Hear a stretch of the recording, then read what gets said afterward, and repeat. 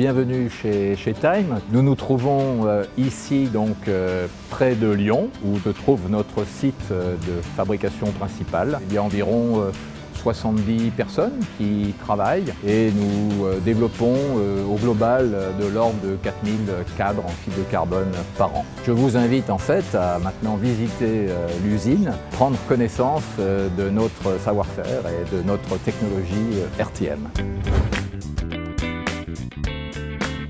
Là, nous pénétrons dans le bureau d'études, qui est la première étape dans la création d'un cadre de vélo. Les ingénieurs de conception vont imaginer le nouveau produit à partir d'un cahier des charges marketing, mais aussi des contraintes réglementaires de la norme européenne, ainsi que du règlement UCI qui va déterminer des contraintes géométriques sur la structure du cadre. On utilise des logiciels de calcul qui permettent de simuler la position des fibres, leur type évidemment, l'orientation, etc.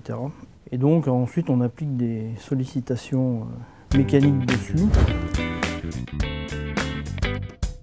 Donc nous avons la particularité de réaliser notre textile. On a en fait deux moitiés des bobines qui tournent dans une direction et l'autre moitié qui tourne dans l'autre direction. Au point de tressage, on obtient donc la structure tressée qui aura la particularité d'être un élément tubulaire. La vitesse de tressage est d'environ de 12 à 15 mètres linéaires à l'heure. On a deux types de tresses, on a les tresses bidirectionnelles et les tresses unidirectionnelles. Donc l'opératrice ici, elle prépare la séquence d'habillage de la pièce que nous allons réaliser. Il y a un certain nombre de couches qui seront préparées à des longueurs prédéterminées. Et elle prépare en fait toute la structure textile qui va ensuite être mise en œuvre dans l'atelier d'habillage. Alors ici nous rentrons dans l'atelier de drapage. On va construire la structure textile du produit. C'est l'atelier qui va créer l'ossature technique du cadre. On travaille sur un système de noyaux rigides qui sont réalisés dans une matière fusible. On utilise aussi des éléments métalliques comme noyaux. Généralement, ce sont des zones où on a besoin de tolérance dimensionnelle de l'ordre du centième de millimètre. On va réaliser l'empilage successif des couches. C'est sur cette étape-là où on va réaliser la qualité technique du cadre. Il y a des positionnements qui sont extrêmement précis. On doit garantir une certaine tension de nos fibres. Donc là, c'est un peu le doigté et le savoir-faire des opératrices qui permet de faire ça. On compte à peu près 3 heures pour la réalisation complète du drapage du cadre. Tous les produits sont tracés au niveau de leur fabrication de façon à garantir le suivi et éventuellement, en cas de difficulté, de pouvoir retrouver les produits. On travaille avec un système de code barre qui va servir à tracer toutes les étapes de fabrication. On va voir ce qu'on appelle l'opération d'injection. Donc en fait, on va réaliser le composite. On va injecter sous pression une résine époxy qui, à la température d'injection, est une résine qui est extrêmement fluide et qui va donc pouvoir imprégner la totalité de la structure. Une fois la réaction chimique achevée, l'opération n'est pas réversible. Donc voilà, il amène notre structure, il la positionne dans l'empreinte.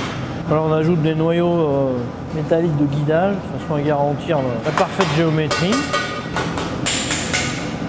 Et ensuite donc, on va pouvoir fermer le contre-moule. Donc, comme vous l'avez vu au moment de l'opération du moulage, il reste au niveau du plan de joint des bavures. Donc à ce poste-là, on vient éliminer la bavure centrale de façon à pouvoir continuer les opérations de finition. Le procédé qu'on utilise de moulage, qui est appelé procédé RTM, a cette qualité de réaliser des pièces composites qui ont un aspect final très très bon. On a à ce stade-là extrait les membrans métalliques. Par contre, on a toujours à l'intérieur le noyau fusible. Donc le produit est encore relativement lourd. Dans ce four, on vient extraire les noyaux fusibles. Donc l'opération est réalisée par montant température. On profite de cette opération pour faire la post-cuisson du composite. Donc ça permet d'avoir des tolérances dimensionnelles très très précises et de parfaitement maîtriser nos épaisseurs de produits.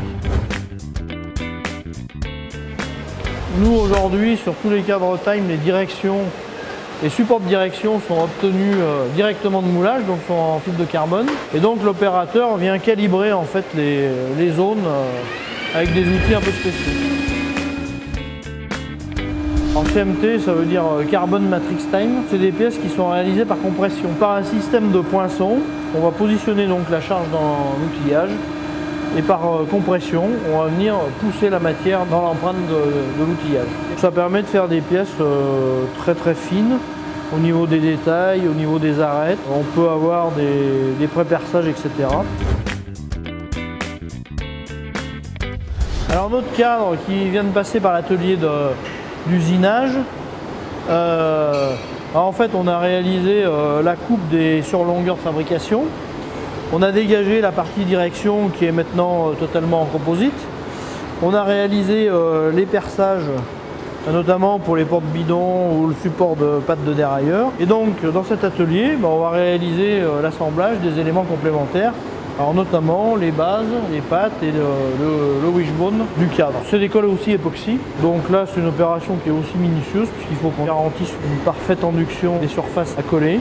On va positionner notre cadre sur un gabarit de collage qui est un élément métallique. Les cadres de vélo ont besoin d'être parfaitement alignés de façon à être performants quand on roule avec. Ça dure à peu près 5 heures le temps de durcissement.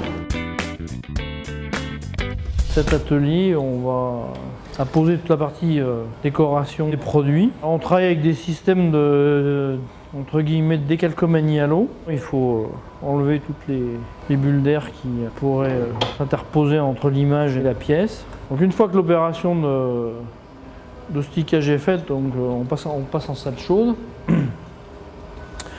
On va retirer le film d'application et ensuite on a une opération de revernissage, c'est-à-dire que le décor sera sous le vernis final, donc il sera parfaitement protégé par le vernis.